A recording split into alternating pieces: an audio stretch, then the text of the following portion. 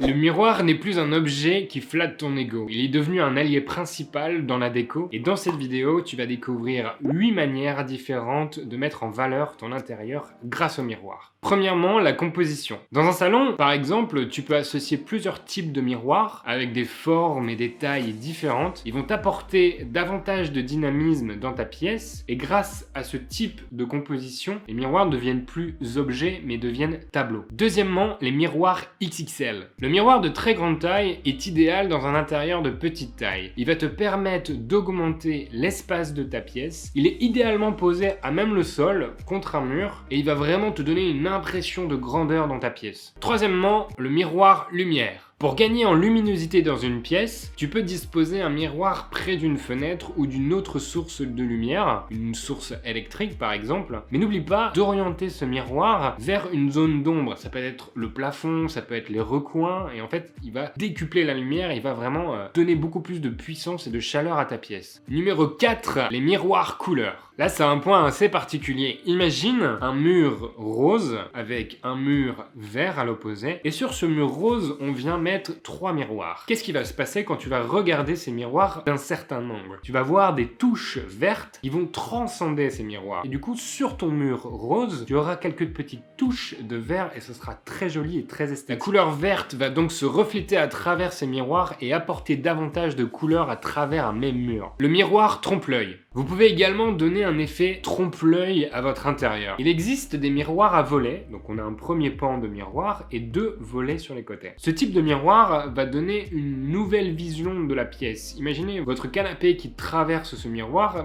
vous regardez le miroir et en fait il est à droite mais dans la réalité il est à gauche, donc ça va un petit peu perturber votre esprit et on va avoir un peu l'impression qu'on a une nouvelle pièce. Le miroir infini. 2 miroirs s'opposent pour donner une sensation d'infini, une sensation de 4e dimension. C'est un type de miroir qui est assez utile dans une pièce comme une salle de bain. Il permet d'agrandir la pièce visuellement et de s'admirer aussi en sortant de la douche. Ou alors de regarder ses boutons. 7e point, le miroir liquide. Pas besoin d'un miroir classique pour jouer son rôle de reflet. En architecture, on utilise énormément l'eau comme effet miroir. Il donne cet effet semi-miroitant tout en gardant son aspect de transparence. Il est beaucoup utilisé aussi au niveau des piscines par exemple pour jouer avec la texture de l'eau. Miroir texture. Regardez un petit peu les objets que vous avez autour de vous. Il n'y a pas que des miroirs qui possèdent un effet miroitant. Il y a aussi des poêles, un vase, un casque, n'importe quoi. Ils ont tous des formes particulières qui vont vous donner un peu de texture à votre pièce, des effets de reflets. Je pense notamment aux lampes marocaines qui donnent vraiment quelques pétillements dans la pièce. Merci d'avoir regardé cette vidéo. N'hésite pas à t'abonner, à soutenir la chaîne en la likant et en commentant. Je te retrouve la semaine prochaine pour une nouvelle vidéo. C'était Simon.